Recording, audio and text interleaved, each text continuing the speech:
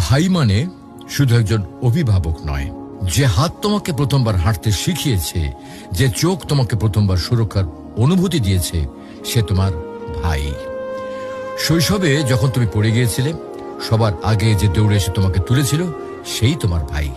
স্কুলে কেউ তোমাকে কষ্ট দিলে যে বুক ফুলে সামনে দাঁড়াতো, সে তোমার ভাই। বাইরের পৃথিবী হয়তো ভয়ঙ্কর, কিন্তু ভাই থাকলে মনে হয় কিছুই হবে না। ভাই তো আছেই। ভাই কখনো প্রকাশ করে না, কিন্তু সে তোমার জন্য নিজের আনন্দ ত্যাগ করে, নিজের কষ্ট গোপন করে।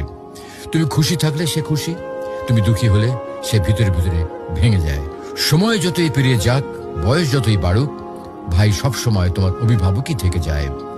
বিয়ের পরেও দূরে থাকলে ফোনে শুধু একবার বলবে, ভাই আমার একটু সমস্যা হয়েছে, আর সে দেরি না করে তোমার পাশে হাজির হবে। প্রিয় ভাই বোন, এই সম্পর্ক রক্তের বাঁধনে করা, এখানে স্বার্থ নেই।